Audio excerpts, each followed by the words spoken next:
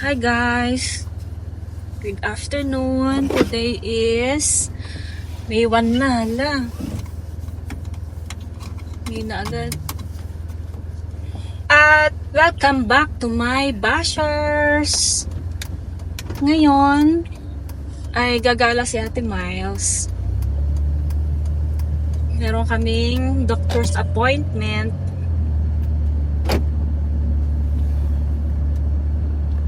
Meron kaming doctor's appointment mga friend. Pupunta kami ng Stollery ngayon. Meron siyang appointment ng dietitian sa kanyang mga nurse, home nutritionist. Kasi to-check yung kanyang Mickey, yung kanyang peg sa tiyan niya. Kung okay pa ba. Tapos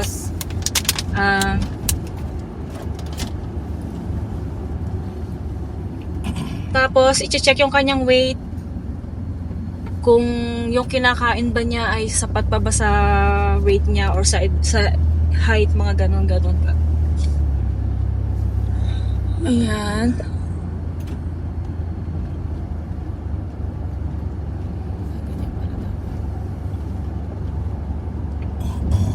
So, gagala si Ate Miles ngayon, mga friend mo.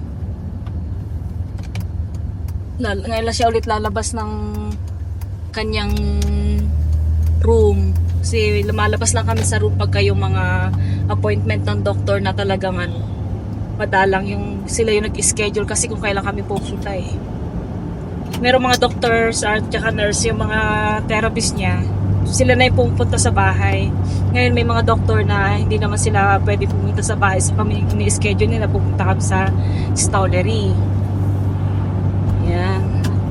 So itong sinasakyan namin ni Ate Miles, meron naman talaga siyang sasakyan para sa kanyang mga doctor's appointment. Itong sasakyan namin na to ay working pa talaga siya. Pag dito lang sa city at mga malalapitan na driving, okay pa tong sasakyan na to eh. Kaya kami naghahanap lang ng mga pwedeng mas malaki-laking sasakyan kapag aalis kami ng Edmonton sana, yung medyo maluwang, medyo malaki-laki. Eh, hindi pa kami makakita sa ngayon eh, ng okay sa amin panlasa. Kaya ito, kasi doon sa likod, pwede naman doon si Lola, tsaka si Ashton.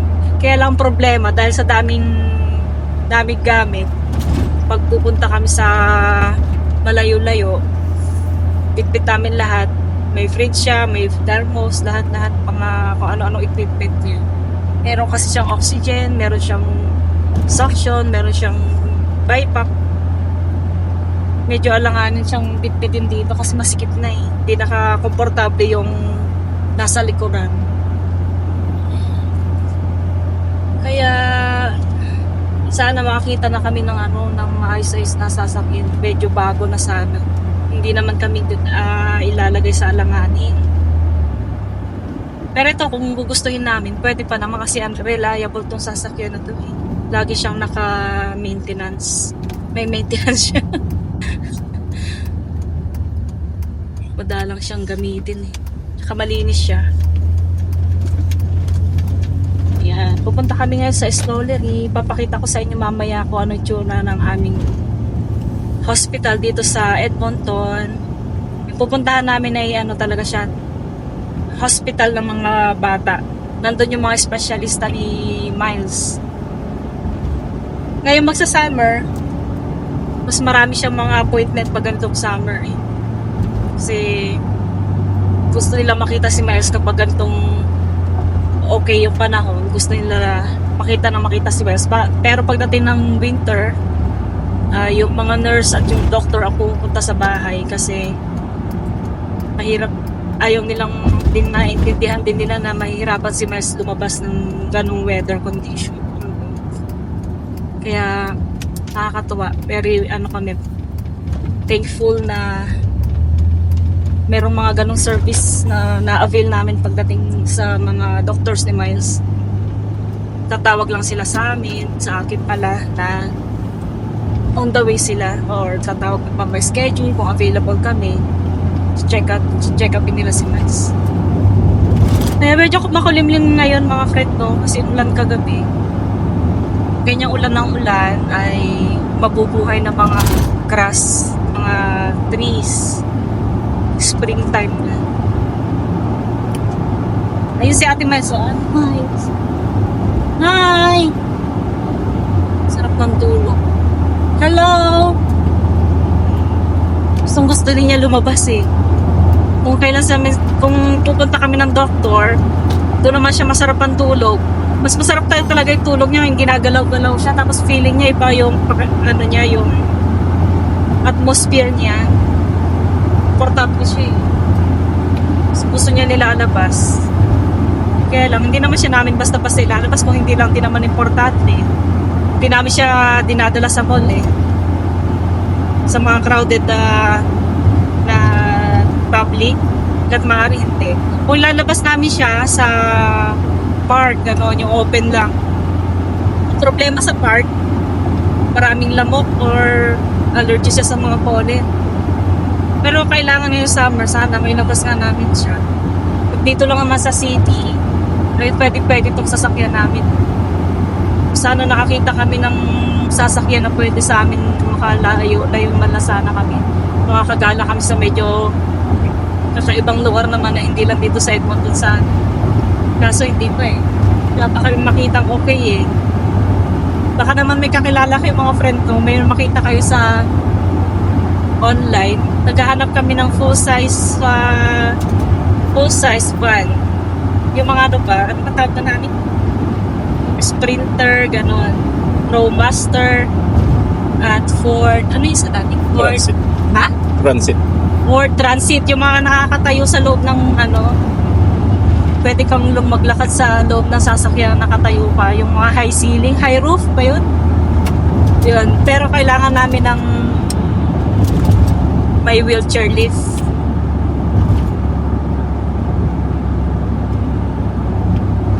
Yun ang hinahanap namin mga friend eh. Meron kami mga napagtatanungan na papagawa mo siya, papasadya mo pa talaga. So it takes time para magamit yun eh. Pinag-iisipan pa rin namin yun. Ano pa talagang maganda. Yung magpapagawa brand new or meron sanang available na agad eh. So namin packs. Ayan. So, mamaya mga friend, no, papakita ko sa inyo yung aming hospital ni Ate Miles na para siyang mall na sa sobrang laki. Sobrang laki yung mall, ano niya, yung kanyang hospital.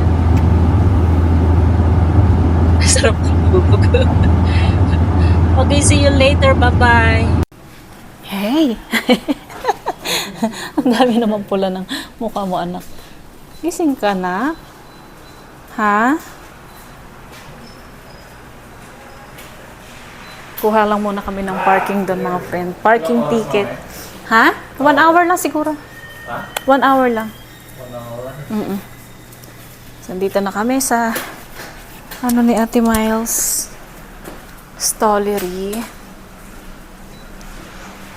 Lakad na tayong pa konti-konti. Habang hinihintay natin si Daddy doon na kumukuha ng parking ticket. So, alam ko bawal dito camera mga friend songs. Kaya tanggalin ko muna. Baka masita tayo. Not too bothered, are you? Perfect. Okay, ready for new patient whenever you're ready.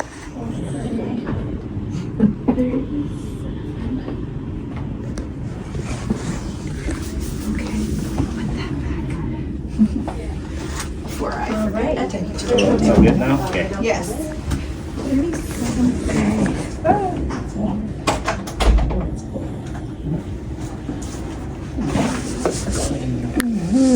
You can put her this way if that works for you.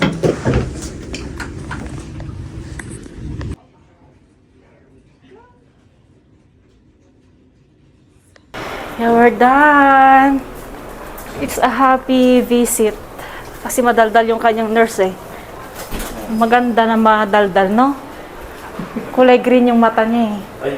Ang ganda-ganda ng mata niya. We're done, anak ko. We're going home. Sa bahay na lang siguro siya kakain. Ay, hindi. Alas 3 na ba? Oo. Yes, pakita ko sa inyo yung aming ano. Ito na yun.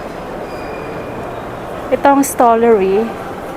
Para siyang mall eh. Ayan yung cafeteria. Dito yung cafeteria na isa, mga friend.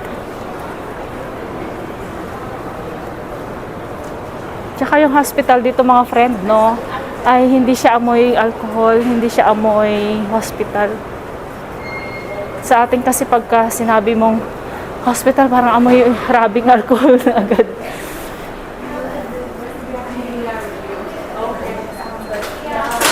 Siyang babata ng mga doktor dito.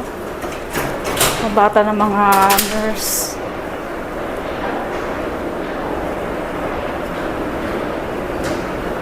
Sa university na rin to yan, mga dentistry na ano, clinic nila. Ano ba yan? Dentistry na college.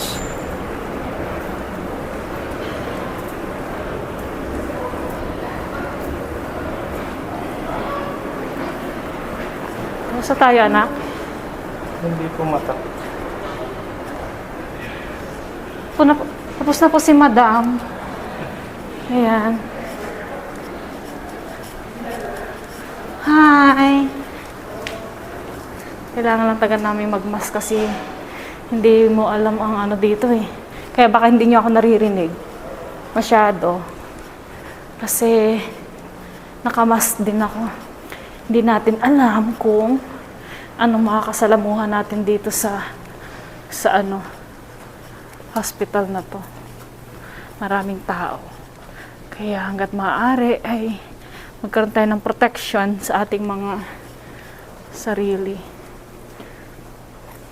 Si Ate Miles naman, kasi laging nakalabas yung dila niya, lagi siyang naka-open ang mouth kasi nagma-mouth breathing siya. Kaya kailangan niya mag-mask. Mas okay na mag-mask kesa mag-take ng risk. Ayan, uuwi na kami mga friend. Isa lang naman ang kanyang appointment ngayon eh. Mga naka-Oilers sila. Oilers. I like your Oilers. Oilers din naman mga friend. Ito yung mga unang ano, mga unang ginamit nilang mga tools na i-preserve pa nila. Oh. Ano naman to? Bedpan. Arenola pala yan. So, uwi na tayo. Kakain na rin si Miles eh.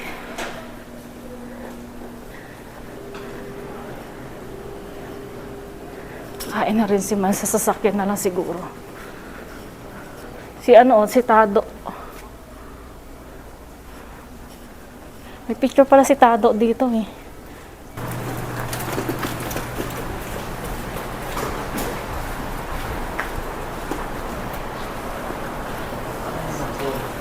Ayun, maganda yung parking namin ngayon eh.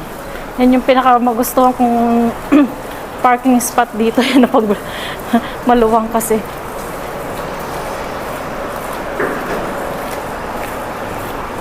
So, ayan yung aming car. Ha?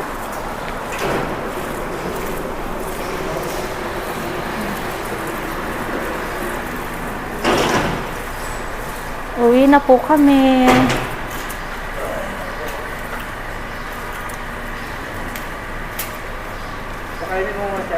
Oo, papakainin natin si Ate Miles.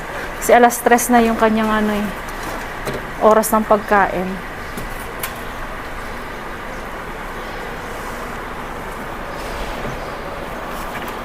Tanggalin na natin yung mask natin.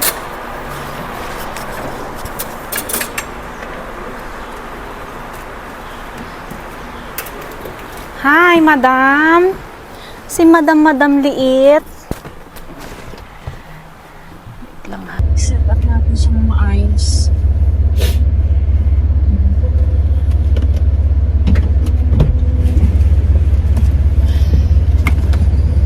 Ayan. Okay, let's go. Let's go, Poponi. Sarap ng tulog niya. So, ayun, ang hatol ng aming dietitian Yung dietitian niya, ang gandang bata pa.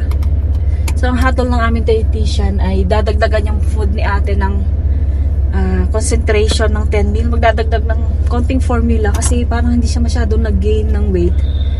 Konti lang yung in-adjust ng weight niya eh. Sa isang taon, nandun lang siya sa baseline. So, kailangan niya dagdagan ng food ng kanyang calories para mag-gain siya ng weight. Then, after a month, babalik kami. I-check ulit yung kanyang i-check ulit kung okay ba yung nag-gain niya ng a month na na-change yung kanyang formula.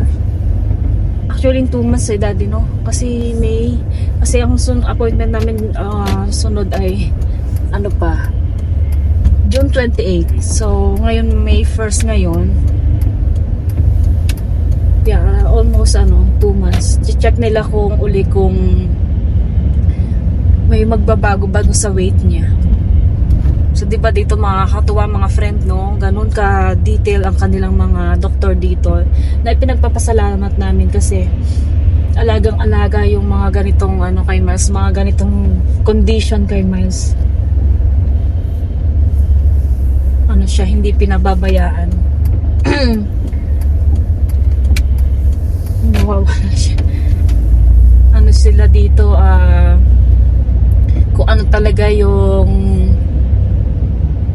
pwede nilang i-offer sa'yo, talaga ibibigay nila ng todo-todo. Yun ang isa sa mga pinagpapasalamat namin na nandito kami sa Canada. At yun, lahat naman ng i-offer nila. Hindi lang naman kami, no? Iba-ibang case ang mga sitwasyon dito, pero kung ano yung deserve mong ibigay sa'yo, lahat ibibigay sa'yo yun. Hindi nila ipagdadamot sa'yo yun.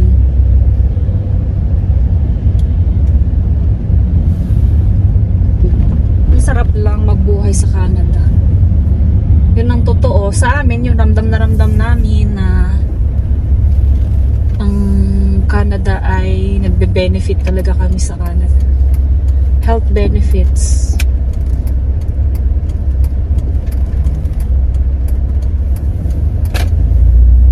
Kasi imagine na lang natin kung nasa Pilipinas kami, baka hindi namin talaga kayang i-provide kung anong mga pinoprovide ni Canada sa amin ngayon.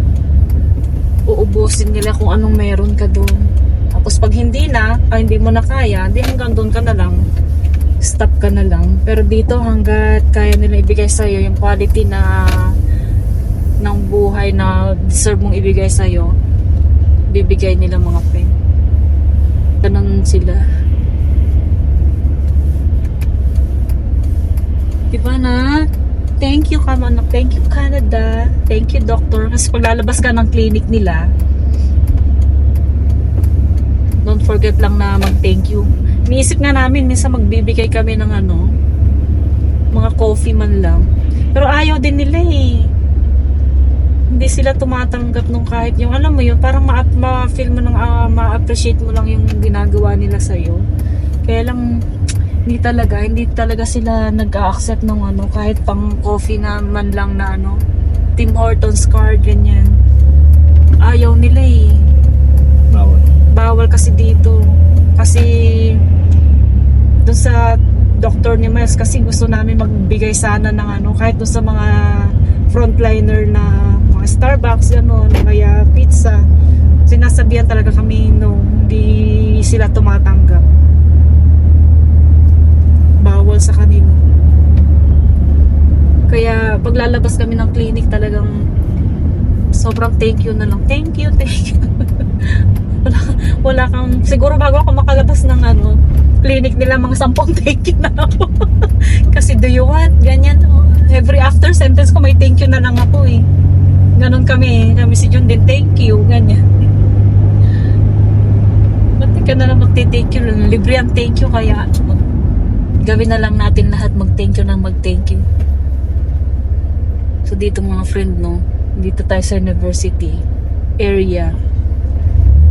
Busy ang marami mula dito naman sa university na to, sa hospital. Hanggang doon, ang daming traffic light kasi nga maraming mga estudyante. bus nandyan mga friend. Ang kanilang tren. Ayan.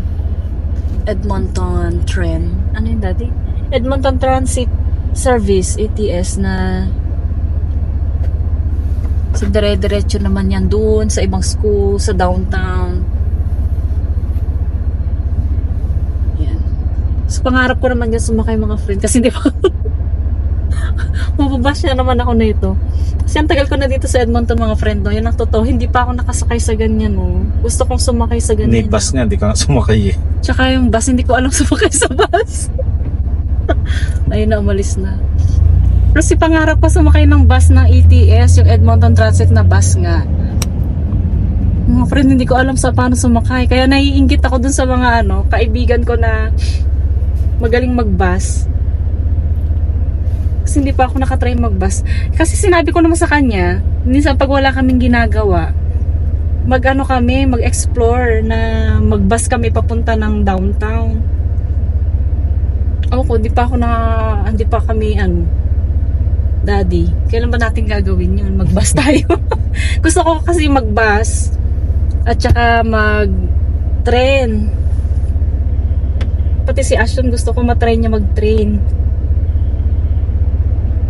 One of these days, yan ang gusto ko talaga. Kahit matagal ko na sinasabi to kasi kay Jun na mag-train kami. Tapos babalik lang din kami. Pagpunta kami doon, tapos babalik lang din kami.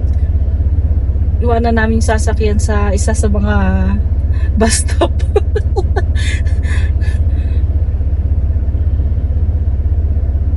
Gusto kong matry kasi tinatanong ko dun sa kaibigan ko kung paano ba sumakay ng bus eh. Tinatawanan ako. Sabi niya, palit tayo, ikaw na magbus, ako na magsasakyan. Hindi ako mga friend, hindi ako nag-iinartihan. Talagang sa totoo lang, hindi pa ako nakasakay ng ganyan.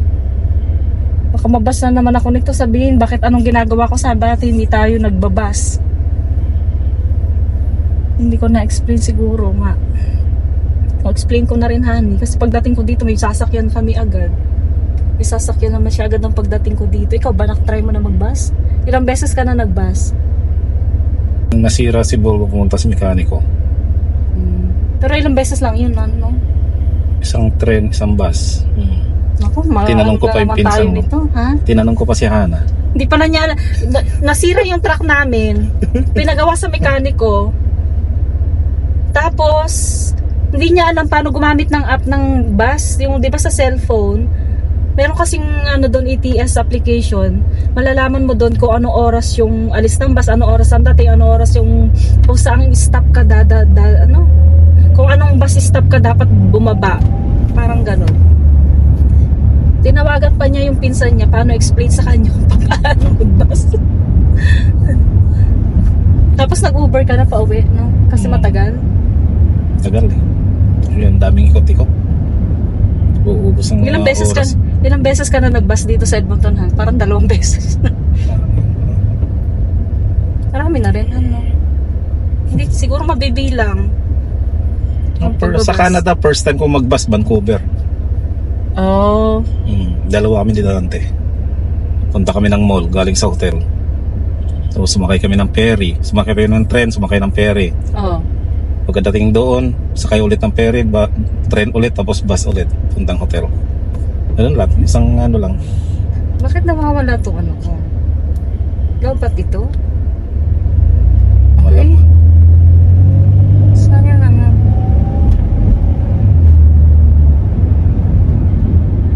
Loko to. Nawawala.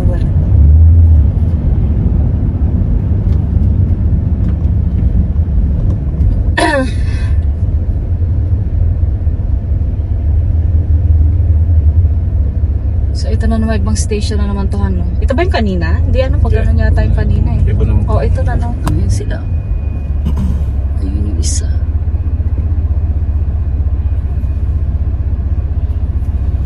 Nakatuwa. Malay mo isang araw matry ko rin yun.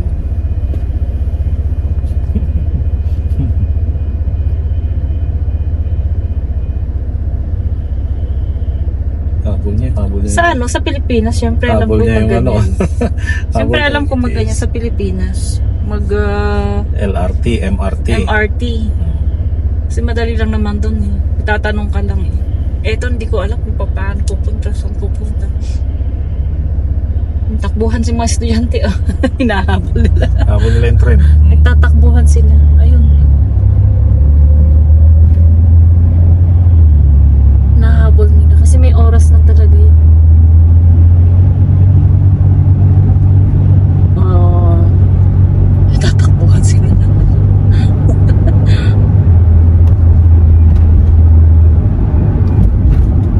Pag ganitong summer naman, mostly yung mga ano na yan, estudyante na yan, nag-skating sila. Ano ba yun? Skate? Ano tawag doon? Dati yung nakaganon sila. Ano ang tawag doon? Scooter. Scooter. Nagre-rent sila ng scooter or may bitbit silang scooter, skateboard. Pag sa summer, ganun style nila dito eh. Ate! Sarap ng tulog niya. Uuwi na kami pagdating niya tulog ulit. Ano kaya si Ashton Honey pala? Oo nga pala. So, Wala baka na makuha siya. pa natin. Ha? Baka makuha pa natin. Ano oras na ba? 2:16. Hindi, 3:16 na eh. 3:16. Ang dami estudyante, oh. Estudyante naman natin. So, and guys, babay na tayo, ate. Bye!